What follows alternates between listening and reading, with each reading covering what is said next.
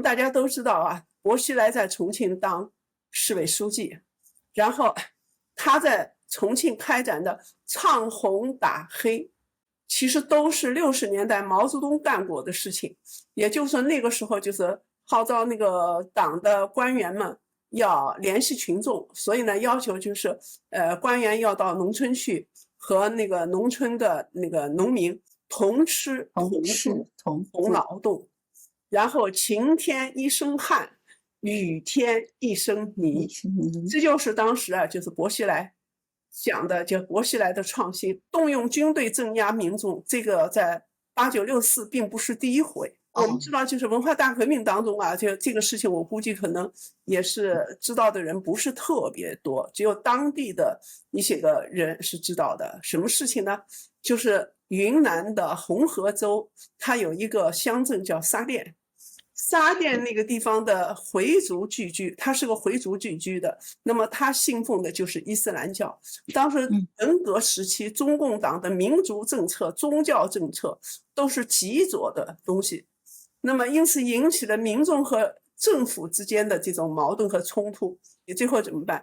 动用解放军大炮轰击这个村庄。2016年的5月1号的中国劳动节期间，中国的那个北京的人大会堂上演了一出，就是那个唱红歌。唱什么呢？就是去吹捧那个习近平的。当然他们唱的歌就是唱大海航行靠舵手，这是文化革命当中的特别著名的一个老歌，是不是？然后他们接着唱的呢，唱那个习近平唱的是东方又红，太阳又升。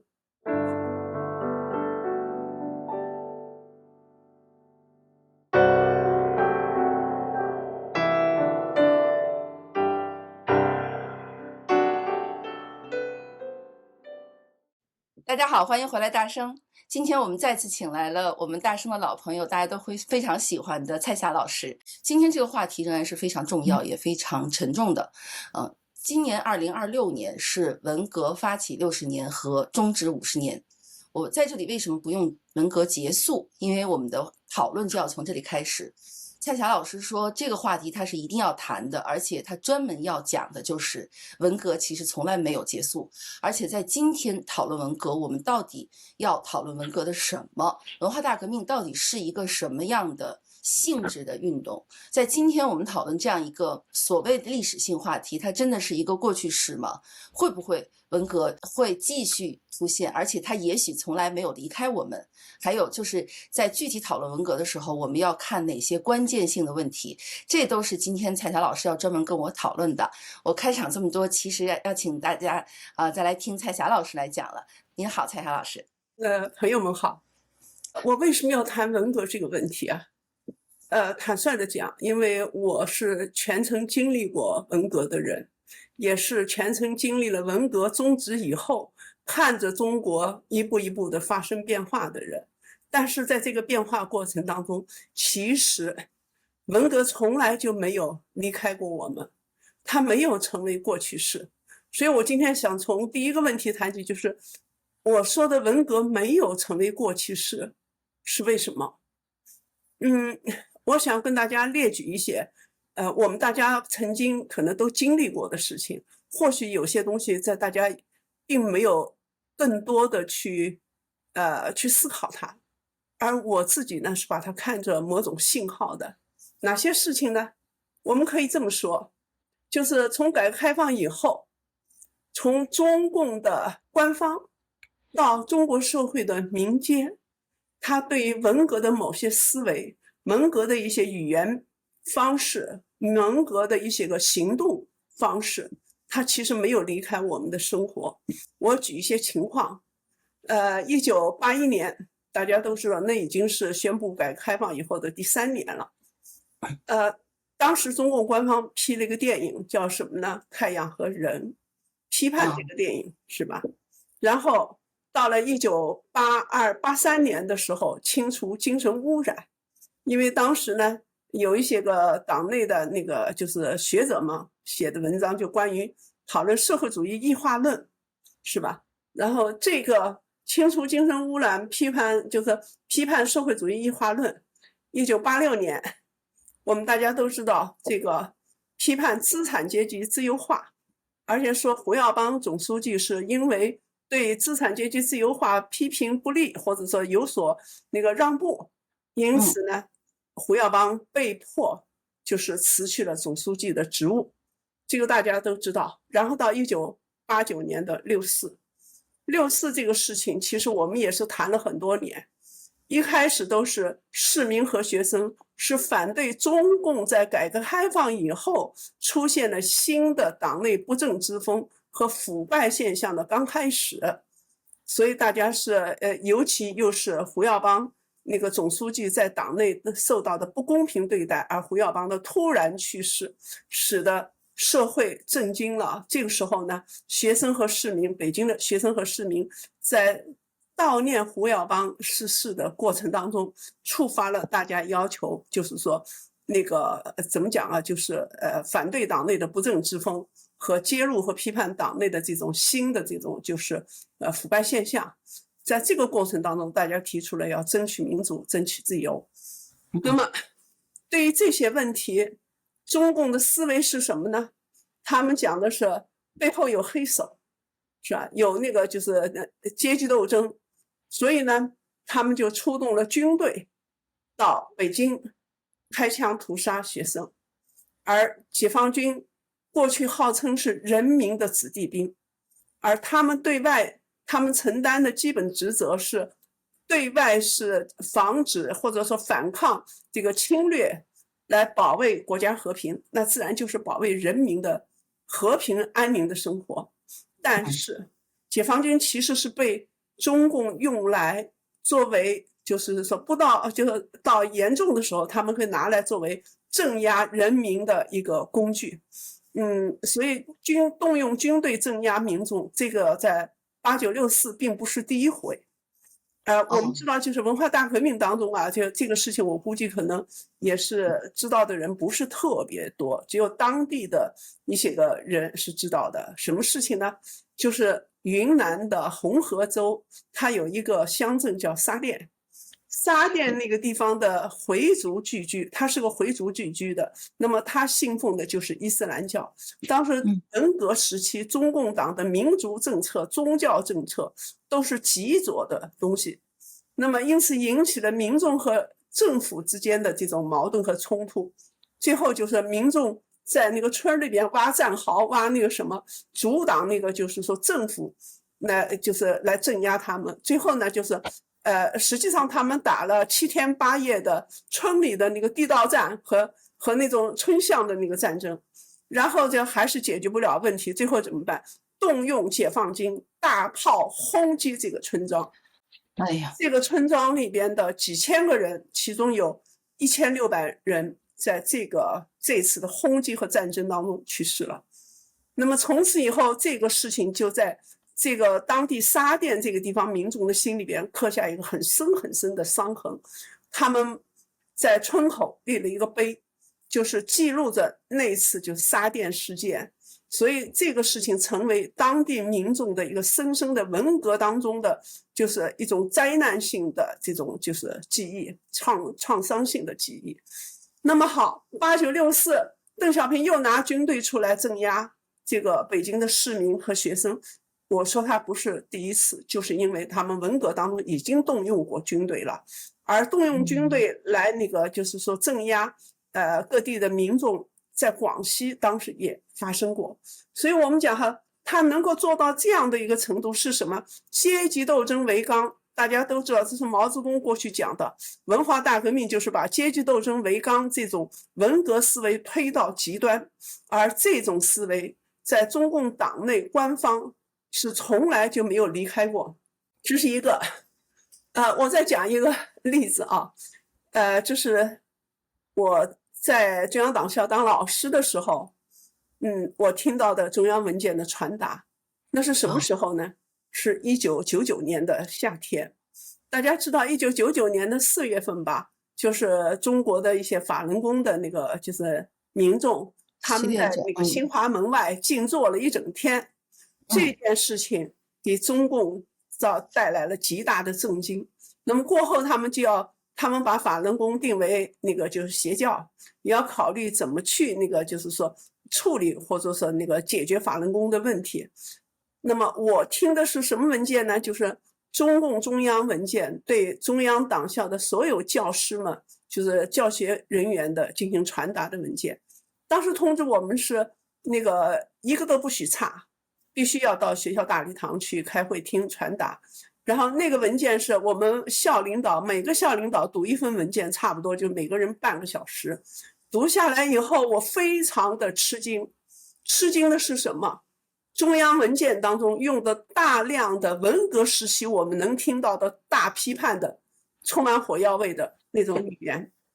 当时我很震惊的就是文革已经离开我们20年了，因为是1999年的事情嘛。我们知道1976年毛泽东去世，后来邓小平搞改革，文革就开始终止了，对不对？离开我们20年了，居然在中央文件当中还有那么多的带着文革大批判色彩的那种语言出现在中央文件当中，这就让我深深的感受到，就是官方的思维没有离开过文革的那种极端思维。所以这就是我自己的一个非常震惊的一个事情。好，那么当时就觉得就是这些事情后来又没有呢？有，还有哪些事情？可以讲2009年，我们大家都知道啊，薄熙来在重庆当市委书记，然后他在重庆开展的唱红打黑，那个对于经历过文革的人来讲，我们这种年龄的人，文革当中的红歌那个是太熟悉不过的了。所以呢，一听到重庆唱红，这个过去文革时期的那些红歌，我们第一个反应就是说，中国在就是重庆这个地方，它其实是在走向倒退。他遇到的问题，他遇到的那没有往前走，而是搬用毛泽东时期的一些个做法拿出来解决重庆当地的一些个问题。这就是薄熙来。所以我们当时对薄熙来的这个就是在重庆的动态，其实都持有很高的那个警觉性的。好，2010年呢，重庆市委的那个重庆市的电视台就是邀我，因为他们的宣传部就是邀我到重庆去讲课。因为我有时候的讲课是那样的，就是去了以后录制完了以后，在那个重庆市的电视台的干部教育频道来播放。那么当时我也同意了，我说我可以去做一次那个干部教育的那个讲课。他们就跟我签了个合约，等我那个签完合约，我在准备的过程当中，他们给我寄了一份材料来。那个材料是什么呢？就是薄熙来当重庆市委书记以后，在当地工作当中的创新。然后我打开以后，我就非常非常的震惊啊！为什么？他们所讲的薄熙来的创新，其实都是60年代毛泽东干过的事情。也就是说，那个时候就是号召那个党的官员们要联系群众，所以呢，要求就是官员要到农村去和那个农村的那个农民同吃同劳动，然后晴天一身汗，雨天一身泥。这就是当时啊，就是薄熙来讲的，就薄熙来的创新。他们的官员就把这个材料发给我，什么意思呢？希望我在重庆录制这个干部教育这堂课的时候，要特别把这一段创新放到那个讲课当中去。然后我看到了这个以后，我立即给他们打了个电话，我说这哪是创新啊，这是倒退呀，这是文化大革命，就是倒退到60年代的时候，曾经中国共产党曾经毛泽东时期倡导过的事情，怎么现在又在干这个事情？然后他们那的官员给我的回答是什么呢？蔡老师，这是我们薄书记的创新啊。然后我说你们太年轻，你们没有经历过文革，没有经历过60年代，你们不知道中国共产党历史上曾经有哪些情况出现过的。我说所以中国共产党他多少年来他那隐晦或者是隐藏他自己的那个历史上曾经发生过的一些罪责，所谓讲曾经犯过的一些重大错误，他要千方百计的隐瞒，而恰恰对于中共党内的一些个比较年轻的官员们，他们就不知道，所以曾经出现过的或者发生过的罪责和严重的错误，又会以新的形式在中国共产党的这个工作当中重新出现。所以这就是我当时就是这个事情也是让我非常吃惊的。然后我就觉得就是党的历史究竟该怎么讲，党在历史上的一些重大问题要不要给党内的人讲清楚。所以当时坦率的讲，我那个时候还是站在中国共产党的立场上，考虑中国共产党能不能通过解放思想、深化改革，来把自己也往前推进，把这个国家的改革也往前推进。我那时候是站在这个角度想的，所以我就跟他们讲，我说这个不是一个那个创新，这是个倒退。后来我说这个材料我在我的讲课当中我绝对不会用。然后那个官员就跟我讲说，你等一等，说不要放电话，我去请示一下我们的领导。他就去请示领导去了，然后请示完了领导以后，他回来告诉我，他说我们领导说，只要你来讲课，你讲什么都可以，说我们也不是强求要求你讲什么和不可以讲什么，说你来就行，讲什么都行。结果这句话把我惊倒了，因为什么呢？因为我自己在国内的时候做那个录制片的机会还是比较多的，所以我知道就是如果我去了，他们可以把我的话掐头去尾的去那个拼凑起来，结果表达出来的意思完全违背我的本意，变成一个相反的意思，那这个我就说不清楚了，因为我不是直播呀，是录播呀，所以我就拒绝了。所以那次的那个2010年邀我到那个重庆去讲课这件事情，我就拒绝了。幸亏您拒绝了。这个后来薄熙来这种在重庆这种复辟，其实就是恢复文革的这个野心全面的被大家意识到以后，还有人拉了个清单，清理了一下哪些学者被重庆拉去站台。对，你要是去了，你就上了那个比较有耻辱感的名单了。所以您当时的这个直觉是非常对的，而且你就坚定的说我不去了。对，他们可能就是要拉你站台。中央党校教授来讲了，讲什么不重要，反正是来给我们薄书记站台了。对，是这样的。因为我后来也看到，就是我们中央党校的常副校长啊，带着学校的一批教授们确实到重庆去给薄熙来站过台呀。当时而且他们是花很多钱，他们花很多钱去请人站台的。哦，是吧？然后呢，我因为当时有一个传说嘛，就是薄熙来在下一届18大以后他也要进常委的。所以你想啊，这个中共党内的那个官场上的拍马呀，提前拍，听到一点风声，认为你可能进去，就进入常委，所以他们要提前去站台，提前去那个什么。而我当然就是那个时候2010年的时候，我只是从那个官员给我的材料当中，我意识到这些材料是一个倒退的东西，它不是往前走。因为薄熙来那个唱红歌呀，当时让我们已经关注了，就是已经开始有警觉了。所以我想说的就这些事情，其实就是中国共产党在就是改革开放以后的这几十年没有断过。接着我在想讲一个可能有一部分海外的华人是知道的事情。什么事情呢？就是习近平上台了以后，就是有意无意的去制造新的个人崇拜。2016年的5月1号的中国劳动节期间，中国的那个北京的人大会堂上演了一出，就是那个唱红歌。唱什么呢？就是去吹捧那个习近平的。当然他们唱的歌就是唱《大海航行靠舵手》，这是文化革命当中的特别著名的一个老歌，是不是？然后他们接着唱的呢，唱那个习近平唱的是东方又红，太阳又升。我们都知道，就是毛泽东的那个个人崇拜，有一首很出名的，就是陕北民歌改编的，就是《东方红，太阳升》，是不是？文化大革命的时候，《东方红，太阳升》成为中国的新闻联播还是新闻节目的一个开始的那个前奏曲，每天都在那个放这个。那么好，到了2016年的5月初，这个人大会堂演出当中，他又弄了一个什么东方又红，太阳又升，这个，所以这件事情呢，后来就引起了就是很多人的警觉。我们也知道，就其中有一个，怎么讲啊，就是红二代的一个就是老大姐吧，她就公开的站出来，就是讲反对这样的搞新的个人崇拜的一些做法，居然又唱起红歌来了。然后这件事情他是明确表示反对，然后这就在当时香港的报纸采访过他。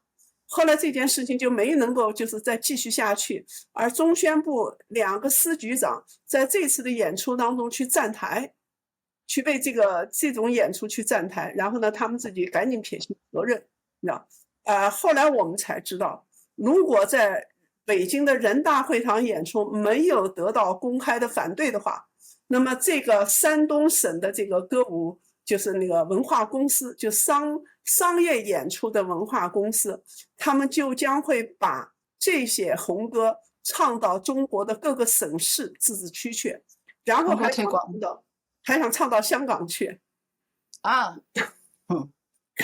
没想到吧2016年就要开始把这向全国推广了。对，东方又红，太阳又升。后来被抵制了，就是说公开反对香港的媒体采访，然后这件事情引起了很大的一个反响，然后就被抵制掉了。那么你知道当时那个人大会堂的演出的票多少钱呢？一张票大概是1200多块钱。那你想，这个山东的文化商业演出公司，他到各个省市自治区去演出，没有哪个省市自治区的领导敢说不让你们演，因为他是在那个吹的是捧的是习近平啊，就是新的太阳，就新的红太阳升起了。那么所以呢，没有哪个党内的这些省这一级的领导敢抵制，而1000多块钱的每一张票，也没有哪个人就是愿意出这1000多块钱自费去买票去看。那么因此，往往这一类的政治宣传类的这种演出和这些东西，谁来买单呢？国家财政买单，这就党费买单和这个政府财政买单。然后呢，就是公家买票发票给大家看。大家可以看到现在在国内的那些战狼电影啊，是吧？那个也都是这样的，就是公家买票，然后把票发给人到电影院去，为那些个战狼电影还为那些个东西去捧场。而这种做法其实在12年以后，它是悄悄它就开始蔓延起来了。那么所以我们就讲哈，所有这些东西告诉我们的就是说，实际上就是文革的这种现象，或者这些个类似的一些个东西改头换面的，它一直存在着我们身边，一直存在在我们身边。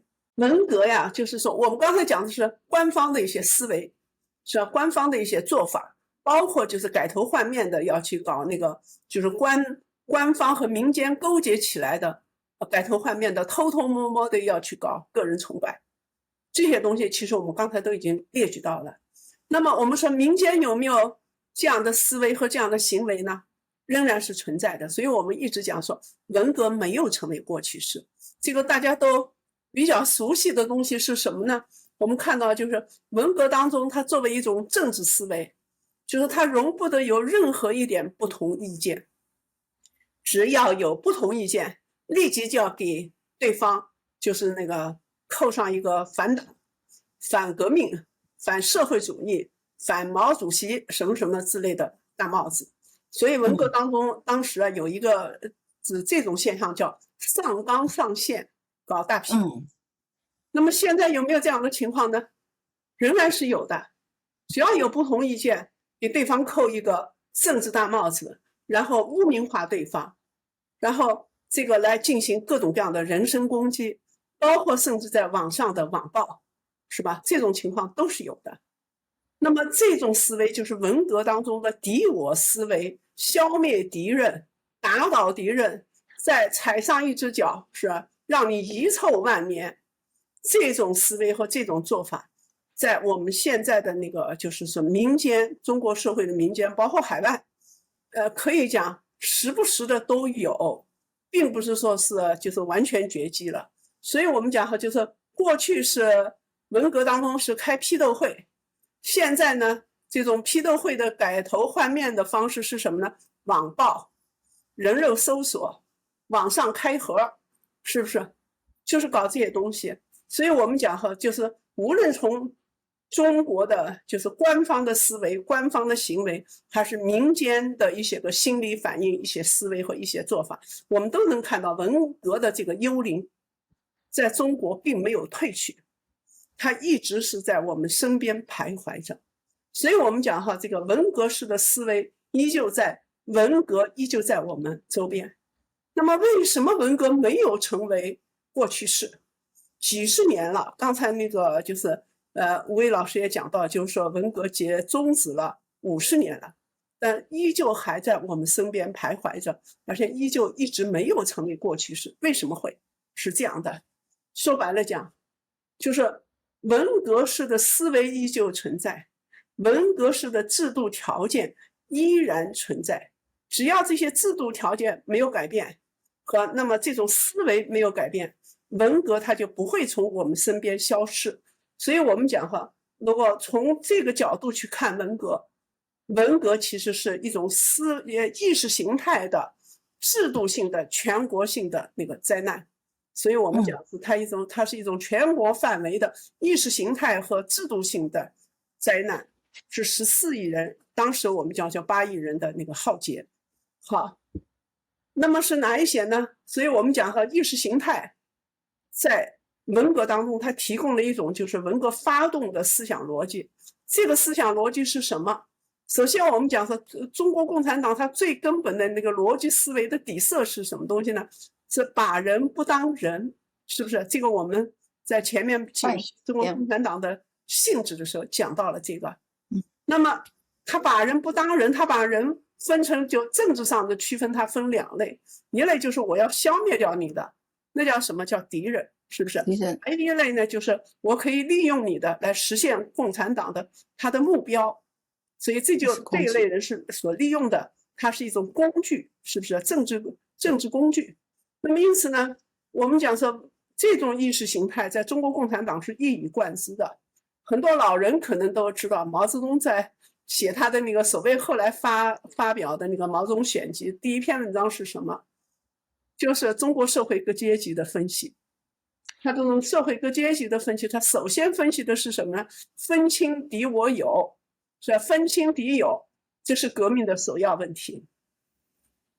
然后把中国社会的民众用阶级定位来区分，一旦把你就是定位定在阶级敌人这个位置上，那么你必定是消灭对象啊！一旦把你定在就是我们自己人，或者说还是朋友，那你就是他的利用对象。这就是我们前面讲的，这是一个基本思维。第二个思维是什么呢？阶级斗争。这也是我们在讲马克思主义讲，自有人类产生阶级以来，全部的历史都是阶级斗争的历史。毛泽东在搞文革的时候讲阶级斗争为纲，而且呢是要年年讲、月月讲、天天讲，是吧？所以我们讲哈，这个那么他只要把那个阶级斗争、阶级敌人确定，而且要天天讲、年年月月讲、年年讲的话，那么他搞阶级斗争就是一种必然的一种行为方式，而且他可以把这个敌人的范围和定义不断的变化、不断的扩大。我们等一会儿讲第二个问题还会讲到这一点。所以我们说这一类的思维、这一类的行为方式，其实是和文革思维和文革的这种就是行为方式是一脉相承的，就是我们到现在还能看到的一些东西。好，那么这个文革依旧在我们身边，除了这种思维和行为方式以外，还有哪些条件使得文革一直没有离开过我们呢？首先我们讲中共党的这种运作，党的制度，中共党内的制度，嘴上讲叫最根本的组织原则是民主集中制，而事实上呢，它就是个人说了算，是吧？民主是一个就是外包装，所谓集中就是个人意志。所以我们讲哈，这个党内这个制度提供了一种权力运行的机制，所以我们讲说，后来不是人们在那个反思文革的时候讲说，因为毛泽东想发动文革，谁也挡不住他，所以文革就一搞就搞成了10年。毛泽东也没想到搞10年啊，他就想把那个就是刘少奇啊他们呢打倒了以后，这就想结束文革了。最后呢，文革就没法收场了，然后就一直打到那个就是那个党内的斗争就非常的残酷，一直到毛泽东去世，然后才有什么就是抓捕了4人帮什么什么之类的，才那个终止了，是吧？那么所以我们讲哈，因为这个最高领导人他的权力没有约束机制、制约机制，所以他想干什么就能干什么。那么我们讲说那个毛泽东那个时候，他可以把原来的中央常委、中央政治局的那些领导丢到一边，变成打倒对象。他重新启用了一批人，就是搞文革的人，当时叫什么？叫中央文革小组。中央文革小组当中的很著名的一些人呢，就是老人们都知道的人，可能后来的年轻人不知道。北首的那个张春桥、郭达，这个很多人知道。那么关锋、王力、戚本禹，是吧？那戚本禹他其实在当时的，如果按照中国共产党的那个就是高干或者官员的那个级别，戚本禹是一个中层官员，或者讲是比较偏低的一个基层官员，但是他就可以直接见到毛主席啊，他还可以以中央文革以党中央的名义去对各个地方发号施令啊。而党内的那些个过去的那些个政治局啊、常委啊，他已经就是说对他们无能为力，就他们想干什么就干什么。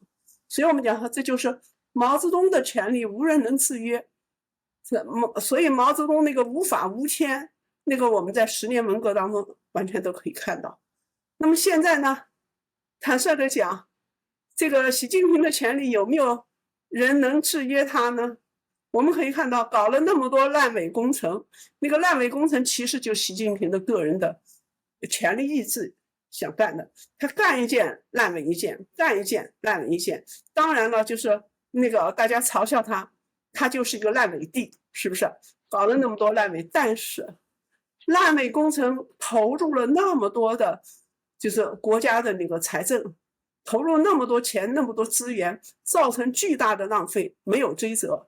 这都是人民的血汗钱，所以我们讲哈，这就是因为个人权力大到无法制约，想干什么就能干什么，他就会以不同的方式，在不同的时期都会给中国人带来巨大的灾难。